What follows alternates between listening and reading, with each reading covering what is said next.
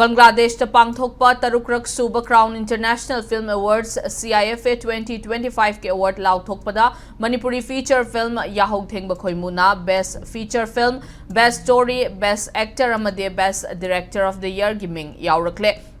Rakesh Naurem na direction piba Yahouthengba Khoimu hairiba Manipuri feature film asigi leading actor oina saruk yariba Avi Khundrak Pambo Best Actor, R.K. Nayan Sanabuna Best Story, Rakesh Naurembuna Best Director of the Year gi mana sing ase pinabagidamak yaurakibane saknairaba filmmaker Khwairakpam Biswamitrana screenplay amade dialogue piriba film ase Ipak Film Production Manipur ge banner makhada Jaidev Memorial Foundation present tawbane panbayabade film asi mamang da tongan ba award kaya amasu fangkraba film amane award asi lakliba April 9 da Hyderabad ta pangthokadaba festival asige award ceremony da khutsinagani haire